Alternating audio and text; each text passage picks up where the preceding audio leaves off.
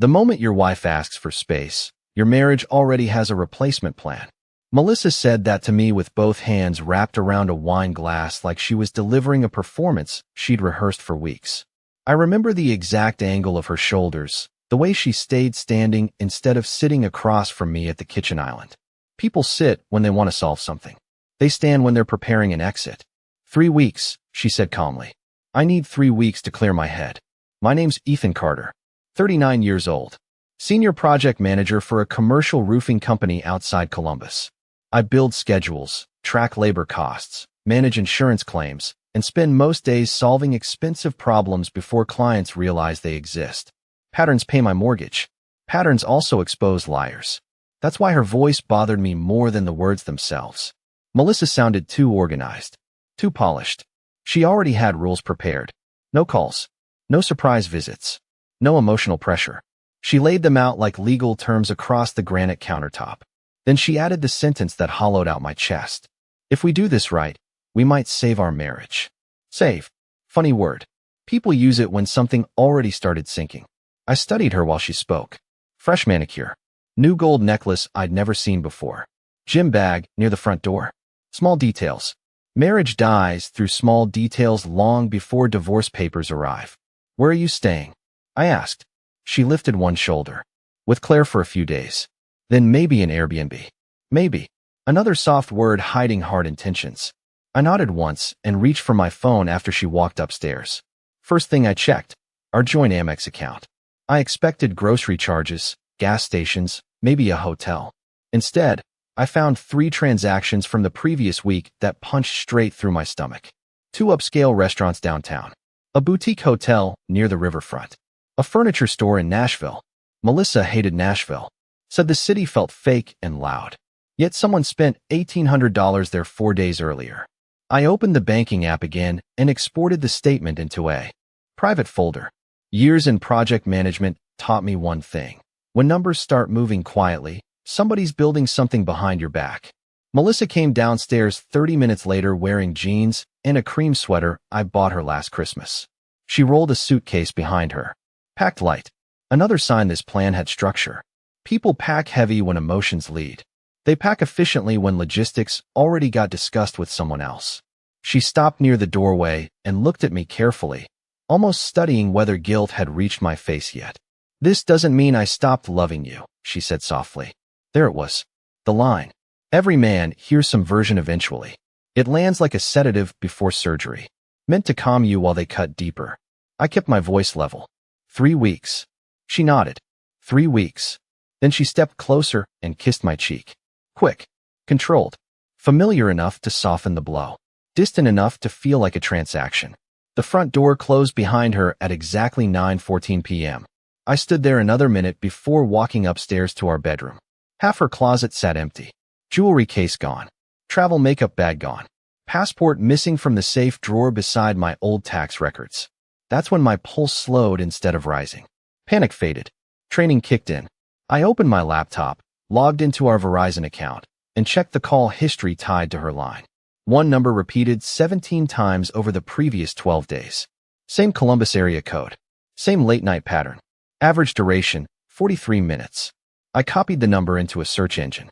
The result loaded instantly. Ryan Mercer, senior marketing consultant. Recently divorced. Then my phone buzzed. One new charge notification from our Amex account. The Willows Luxury Residences, security deposit, $4,200.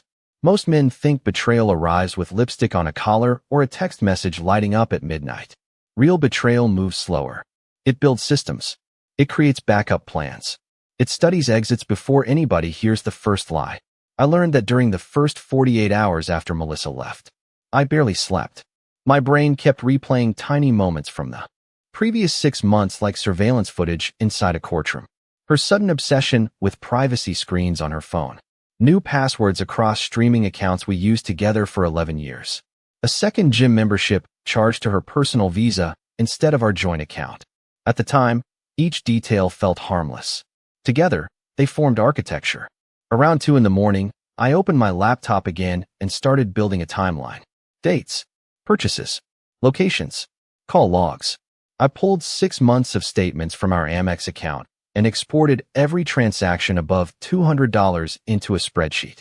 My job trained me to spot cost overruns buried inside massive reports. Human behavior works the same way. Patterns expose motive. Melissa spent almost $9,000 over 4 months inside neighborhoods she rarely visited before. Downtown Columbus, Easton, Short North, places Ryan Mercer frequented according to his public Instagram posts. I searched his LinkedIn next. 42 years old, marketing consultant, recently hired by a luxury real estate development group, divorced 18 months earlier. Then I saw the detail that tightened my chest. The company address matched the luxury apartment complex security deposit from the night Melissa left. Same building, same leasing office. I leaned back slowly and stared at the screen while a strange calm settled over me. Anger burns fast. Confirmation burns colder. Around sunrise, another realization hit harder than the affair itself. Melissa never asked whether I wanted the break. She structured terms and expected compliance. That changed the entire power dynamic. This stopped being emotional confusion. This became negotiation strategy. I opened our shared financial dashboard and checked transfers between accounts. 3 transfers stood out immediately. $5,000 moved from savings into her personal checking across 10 days. Another $8,000 disappeared through cash withdrawals under $600 each. Structured carefully, small enough to avoid attention. Somebody advised her. Friends rarely think like that. Lawyers do. I called in sick from work for the first time in 3 years and drove straight to downtown Columbus. Caldwell and Pierce sat on the 23rd floor of a glass building overlooking the river. Family law, asset protection, business litigation. I picked them because wealthy contractors at my company used them during ugly divorces. Men with lake houses and construction equipment worth millions trusted those attorneys when marriages exploded. The receptionist handed me intake paperwork while I watched 2 older men leave a conference room carrying banker boxes full of documents. Their faces looked hollowed out. Marriage turns people into accountants once trust dies. 40 minutes later, Attorney Daniel Pierce studied my bank statements under fluorescent office lights and tapped his pen against the desk twice. Your wife already started separation positioning, he said evenly, financially and emotionally. He circled the structured withdrawals with his pen. This part concerns me more than the affair. Then he asked the question that shifted the entire room. Mr. Carter, has your wife ever had access to your company equity documents? My stomach tightened instantly because 3 months earlier, Melissa asked me where I stored my restricted stock agreements after a promotion meeting. At the time, she smiled and said she wanted to understand my future better. Daniel Pierce slowly removed his glasses and said, "You need to check whether somebody copied those files." Daniel Pierce handed me a yellow legal pad and told me to write down every financial document Melissa ever touched inside our marriage. Retirement accounts, tax returns, bonus structures, equity grants, password recovery questions. Most husbands walk into divorce offices talking about feelings. Attorneys care about leverage. I drove home with that sentence lodged in my head like a nail. Leverage. The house felt different the second I stepped inside. Same furniture, same framed wedding photos. Yet every object suddenly looked like evidence waiting for inventory tags. I went straight upstairs and opened the safe behind the closet wall. My stock agreements sat inside a black accordion folder exactly where I left them. At first glance, everything looked untouched. Then I noticed the folder tabs. Melissa organized paperwork alphabetically for years. Now the dividers sat out of sequence. Somebody rushed while putting them back. I pulled the documents onto the bed and started checking page corners under the lamp. Tiny bends along the edges. Finger oil near signature pages. My stomach tightened harder with every detail. She copied them. I grabbed my laptop and checked printer activity through our wireless network dashboard. 3 PDF exports. 2 print jobs. Timestamped 8 days before she asked for the break. My jaw locked instantly. Melissa never used the office printer because she hated the toner smell in that room. Ryan or an attorney instructed her. Either way, she prepared this long before the kitchen speech. I photographed everything and emailed copies to Daniel Pierce through an encrypted client portal he set up earlier that afternoon. 10 minutes later, my phone rang. "Freeze your credit tonight," he said immediately. "Open separate banking tomorrow morning. Also pull property records." "Property records?" I asked. Daniel paused for half a second. Men hide affairs. Women planning exits study assets. The line went quiet after that. I sat there staring at our wedding photo on the dresser. Melissa smiling against a vineyard backdrop in Napa. 11 years ago, she looked at me like I hung the moon over California. Now she moved money through structured withdrawals while another man shared luxury apartment deposits with her behind my back. The emotional whiplash almost made me laugh. Around 7 that evening, I opened county property records online and searched Ryan Mercer's name. Condo lease. Vehicle registration. One civil filing from his divorce 18 months earlier. Then another document caught my attention. A limited liability corporation registered 6 weeks ago. Mercer Consulting Holdings, LLC. Registered business address. The Willows Luxury Residences. I clicked deeper. Registered secondary contact. Melissa Carter. My pulse slowed instantly. Her name sat there in black and white under state records filed 3 weeks before she asked for space. 3 weeks before. Meaning the timeline I imagined still gave her too much benefit of the doubt.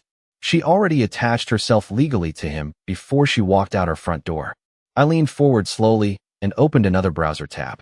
Ohio business filings showed the corporation opened a commercial bank account through Fifth Third Bank 4 days after registration. Melissa moved money while still sleeping beside me every night. Shared dinners. Shared vacations. Shared grocery lists. Meanwhile, she built another financial identity behind a second set of passwords. My phone buzzed again. Text message from Melissa. I hope you are doing okay. I think this time apart will help us reconnect in a healthier way. I stared at the screen for a long moment before setting the phone face down beside the stock agreements. Then another email notification appeared underneath her message. Sender, Wells Fargo Fraud Department. Subject line, new authorized user added to your Platinum account. The fraud alert changed something inside me. Up until that point, part of my brain still framed Melissa as confused instead of strategic. That email killed the last illusion. I opened the Wells Fargo app immediately and checked the account activity tied to the Platinum card. Authorized user added 12 minutes earlier. Name, Ryan Mercer.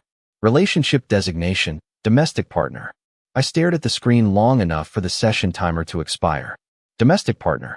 3 weeks apart suddenly looked less like emotional distance and more like a merger acquisition with better lighting. I called Wells Fargo customer service and froze the account before another charge cleared. The representative asked if I wanted to dispute the authorized user request. Yes, I answered calmly. And email me the originating IP address tied to the authorization. Silence hit the line for half a second. Then the woman transferred me to fraud investigations. 30 minutes later, I had confirmation the request came from Melissa's personal laptop using our home wireless network 2 nights before she left.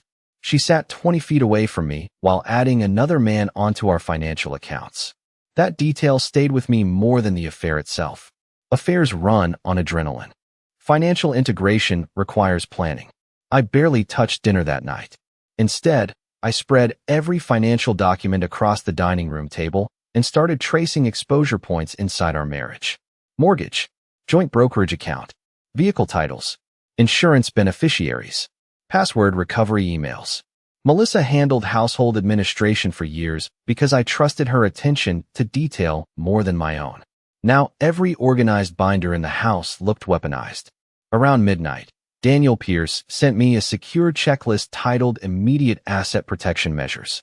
The language read cold and surgical. Change cloud storage credentials. Freeze retirement account loans. Redirect payroll deposits. Document marital asset valuations before disclosure. The final line sat heavier than the others. Assume all shared devices are compromised. I walked upstairs immediately and opened the guest room closet where old electronics sat boxed beside Christmas decorations. 3 obsolete tablets. An old MacBook. Melissa's previous iPhone from 2 upgrades ago. Most people erase devices before replacing them. Melissa archived everything because she hated losing photos. I charged the old phone and waited while the Apple logo flickered across the screen. 4-digit passcode. I entered her birthday. Wrong. I tried our anniversary. Wrong again. Then I paused. Ryan Mercer's divorce filing listed his birthday publicly under court records. September 18th. The phone unlocked instantly. My chest tightened hard enough to hurt. I opened message history first. Thousands of texts. Months worth. Long before the break conversation. long before Nashville charges, long before the fake concern in her voice at the kitchen island. Melissa documented the collapse of our marriage in real time with another man while lying beside me every night. Ryan mocked my routines, my job, my early bedtimes. Melissa laughed with him. She called me predictable, safe, easy to manage. That word burned deeper than the others. Manage. Then I found the messages from 6 days earlier. Ryan. Once he signs separation paperwork, the stock issue becomes easier. Melissa, he still trusts me. I can get whatever documents we need. My jaw locked so hard I felt pressure behind my ears. This stopped being betrayal. This became extraction. I forwarded screenshots directly to Daniel Pierce through encrypted upload folders and kept scrolling. Then one final message near the bottom froze me completely. Melissa, he still thinks this is about saving the marriage. By the time he realizes the truth, we will already own half his future. The screenshots changed the rhythm of my thinking. Before that night, grief kept colliding with disbelief inside my head. After those messages, everything sharpened into math. Melissa and Ryan treated my marriage like a transition period between financial stages. They analyzed timelines, asset exposure, and legal positioning while I still believed we were repairing distance. I woke up the next morning with a strange sense of control replacing the panic. Daniel Pierce called at 7:10 sharp. Forward every screenshot to hard storage, he said immediately. Then stop communicating emotionally. I poured coffee and listened while he explained strategy in the same calm tone surgeons probably used before opening a chest cavity. Preserve evidence. Establish timelines. Separate liquidity. Document intent. He cared less about the affair than the coordinated financial planning behind it. Judges hate manipulation tied to concealed asset preparation, he said, especially when written evidence exists. Those words stayed with me all morning. Written evidence exists. Melissa spent months creating the very paper trail that could destroy her leverage later. Around noon, I logged into our brokerage platform and moved half our liquid investment reserves into a temporary legal hold account under Daniel's guidance. Clean, traceable, court defensible. Then I updated beneficiary structures on my company life insurance and retirement packages. Simple administrative clicks. 10 minutes of work erased years of automatic marital assumptions. The strangest part came later. Melissa texted me around 3 in the afternoon asking whether I fed the dog's joint supplements yet. That message almost made me laugh out loud. One screen held legal evidence proving she planned to carve into my future with another man. Another screen showed her pretending we still shared ordinary domestic concerns. Human beings compartmentalize evil better than most people realize. I ignored the text and focused on Ryan instead. Public records gave me pieces. Social media filled the gaps. Ryan lived loudly online. Golf weekends, rooftop bars, motivational quotes about choosing happiness. Men like him always advertise the image first and build substance later. I traced tagged photos across 6 months and eventually found Melissa in the background of one picture at a charity event downtown. She stood beside Ryan holding a wine glass while wearing the same black dress she told me she bought for a women's networking dinner. Date stamp, for months earlier. My stomach tightened harder with every detail because I remembered that exact night. I ordered takeout alone and reheated leftovers while she texted me heart emojis from the event. Around 6 that evening, Daniel emailed another request. Search cloud backups for deleted folders. I went straight into our shared Apple storage account. Thousands of photos loaded across years of vacations, birthdays, home renovations, and anniversaries. Then I noticed a hidden archive folder recently removed from shared view. Melissa labeled it Tax Receipts 2024. Inside sat over 200 photos and scanned documents. Lease agreements, restaurant receipts, screenshots of apartment furniture orders, Ryan shirtless in bathroom mirror selfies, Melissa smiling beside him in elevators and hotel lobbies. Their entire fantasy documented like teenagers playing adults. Then I found the final image buried near the bottom. A photograph of my stock agreement laying open across Ryan's kitchen counter beside 2 glasses of champagne. Melissa added a caption underneath the image. Future secured. I stared at that sentence until my vision blurred. Then my phone rang from an unknown number. I answered calmly. A woman's voice spoke quietly on the other end. My name is Valerie Mercer, she said. I am Ryan's ex-wife. I think your wife and my ex-husband are about to make the same mistake they made to me. Valerie Mercer sounded exhausted, in the specific way people sound after surviving somebody charming for too long. Her voice carried control layered over old humiliation. Ryan runs the same play every time, she said quietly. He targets stable people with stable assets. Then he convinces them they deserve a more exciting life. I sat at the dining room table staring at Melissa's hidden photo archive, while Valerie walked me through the anatomy of Ryan Mercer's previous marriage like she was reading an autopsy report. He started with emotional dependency, then financial integration, then subtle isolation from friends and family. By the time divorce arrived, Valerie barely recognized her own decision-making. Ryan studies people, she explained. He mirrors whatever fantasy they want most. I asked how she found me. She laughed once without humor.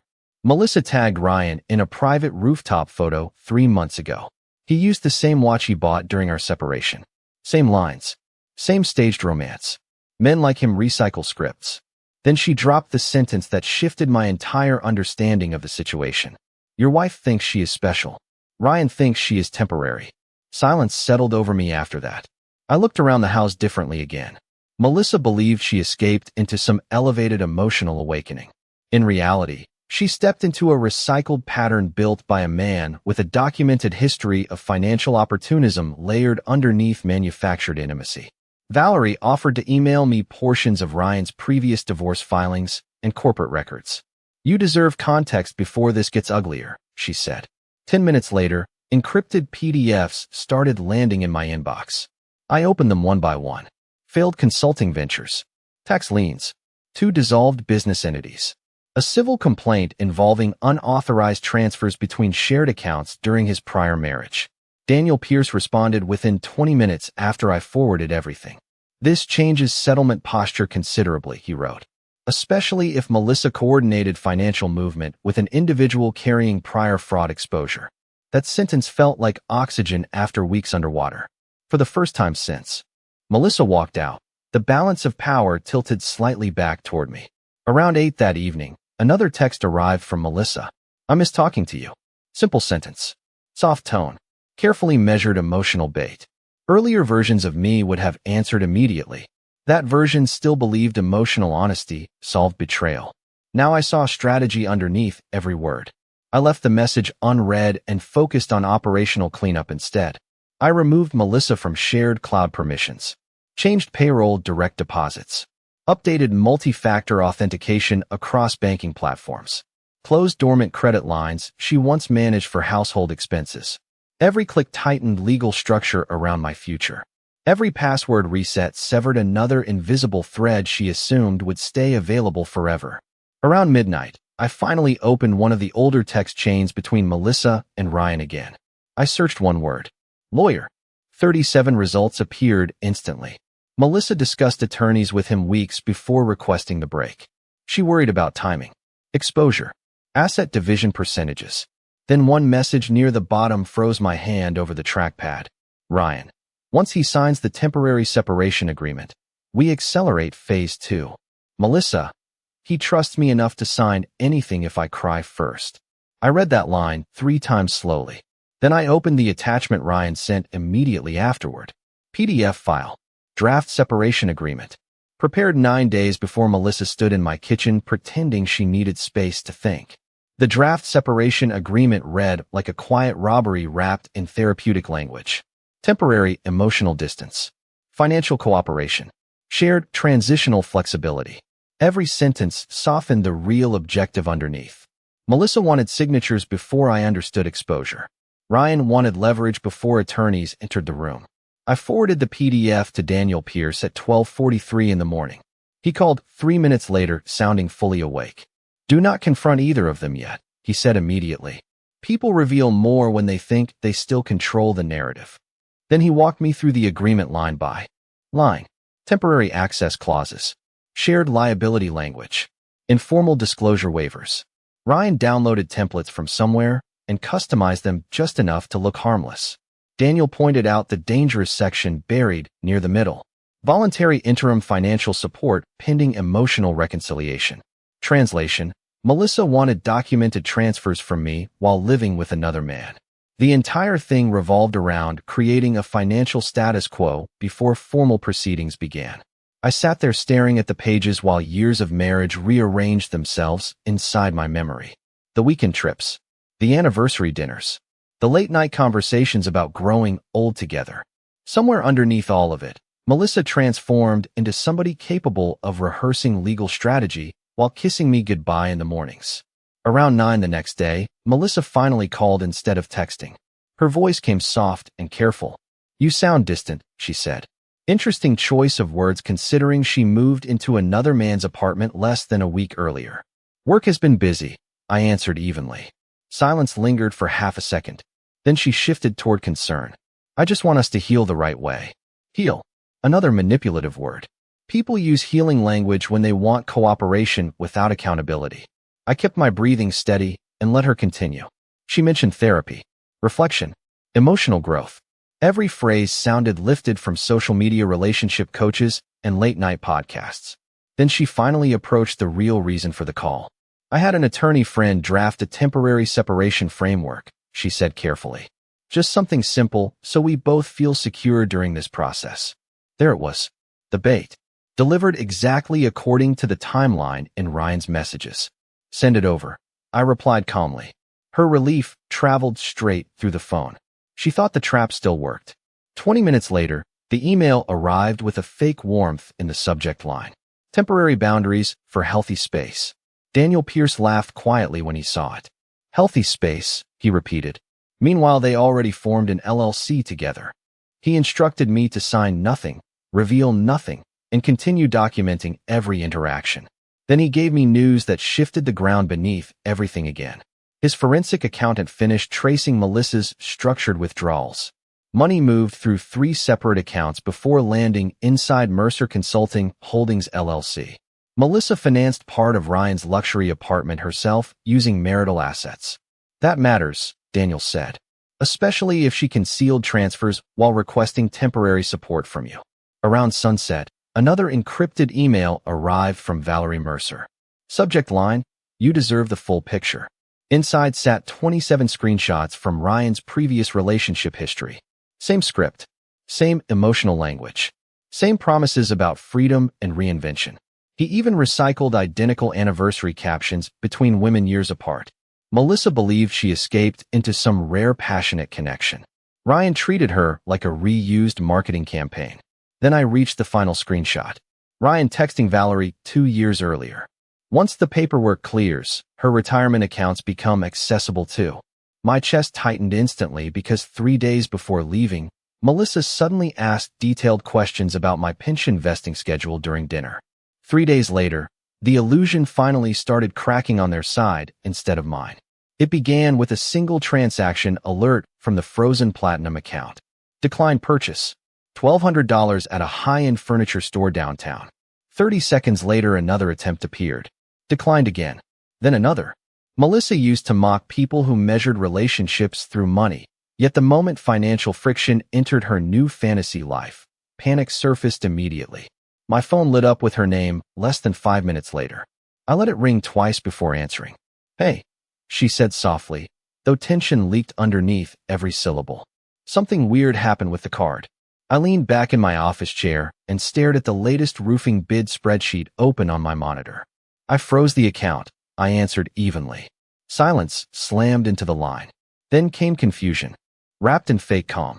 "You froze our card?" "I froze my liability exposure." Another silence. Longer this time. I could almost hear her reorganizing the script in real time. "Ethan, this separation was supposed to happen respectfully." Respectfully. Interesting word coming from somebody who secretly formed corporations with another man while asking me to fund emotional healing. "Daniel Pierce advised me to secure shared assets," I replied. Her breathing shifted instantly. There it was. Fear. Genuine fear finally entered the conversation.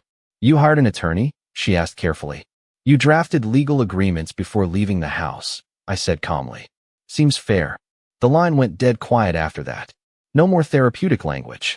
No more emotional buzzwords. Just calculation. Melissa recovered quickly, though. She always did.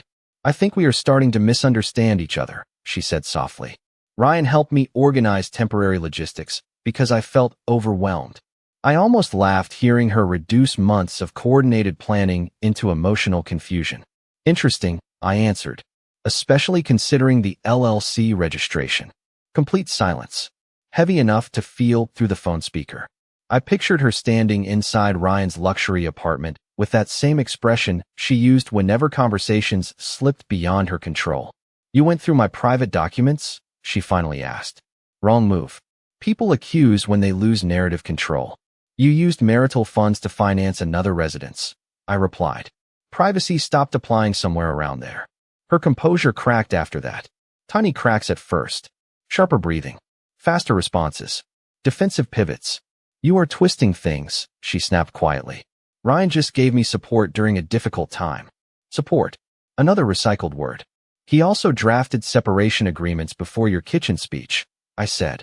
That part complicates the emotional healing angle. She stopped talking completely after that. For the first time since she walked out, Melissa realized she stood inside a conversation where I already knew the truth. No confusion left to manipulate. No blind trust left to exploit. Then she made the mistake Daniel Pierce predicted days earlier. She panicked and reached for urgency. "Can we meet tomorrow?" she asked quickly. "Face to face. Alone." I checked the clock on my computer. 4:18 p.m. End of business hours. Pressure timing. "Why?" I asked calmly. Another pause. Then the answer arrived softer than before. "Because Ryan and I had a fight." There it was. Fantasy collapsing under ordinary reality. I kept my voice steady. "About what?" She hesitated too long. Long enough to confirm everything Valerie Mercer warned me about. "Money," she whispered finally.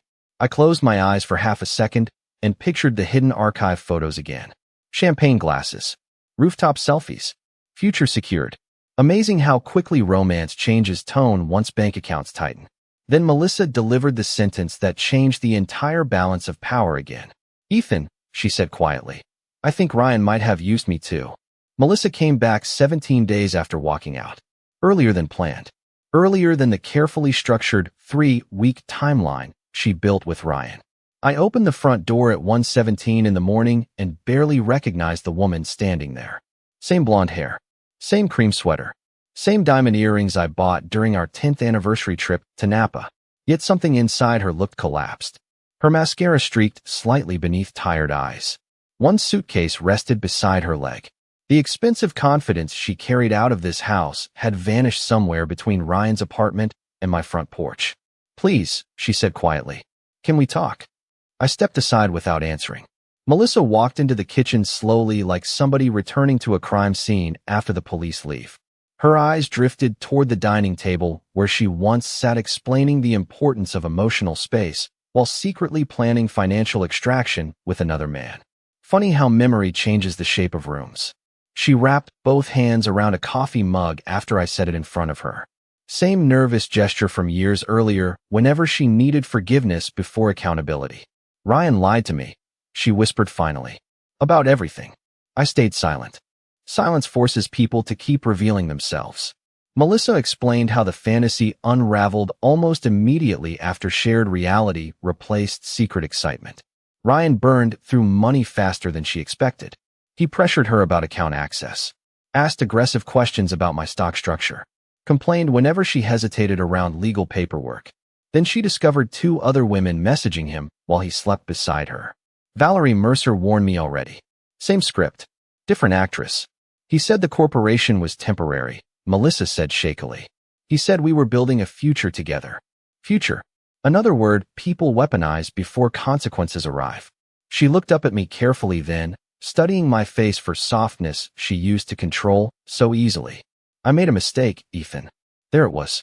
The sentence every betrayed person eventually hears after the affair fantasy collides with ordinary human greed. I leaned back slowly and folded my hands together. "You formed a company with him before leaving this house," I said evenly. "You drafted legal separation documents before asking for space. You moved marital funds while telling me this was about healing." Melissa's eyes filled instantly. "I panicked," she whispered. "Ryan manipulated me." I held her gaze calmly. "Ryan exposed you," I corrected. "Those are different things." The room went quiet after that. No screaming. No dramatic explosion. Just truth settling onto the table between us like concrete drying into final shape. Melissa broke eye contact first. "Do you hate me?" she asked softly. Strange question. Hate requires emotional investment. Somewhere during the forensic accounting, hidden cloud archives, and legal timelines, grief transformed into distance. "You already left this marriage long before you packed a suitcase," I answered. "You just wanted me blind long enough to finance your exit." Tears slid down her face then. Real tears this time. Fear stripped performance away at last. "I thought I wanted freedom," she whispered. "You wanted validation," I replied calmly. "Ryan sold you excitement." Then he started calculating percentages. Her shoulders collapsed after that because deep down she already knew it was true. The worst betrayals rarely begin with passion. They begin with ego. Melissa sat there crying quietly while I looked around the kitchen we spent 11 years building together. Same countertops, same cabinets, same wedding photo hanging near the hallway entrance. Yet I felt strangely peaceful for the first time in weeks. Betrayal finally stopped confusing me once I understood something simple. Cheaters rarely leave because they found something better. They leave because somebody offered them a version of themselves they liked more. Melissa reached across the table slowly, then stopped halfway when she saw my expression. "Distance. Final distance. So what happens now?" she asked. I stood, walked toward the hallway closet, and pulled out the envelope Daniel Pierce prepared earlier that afternoon.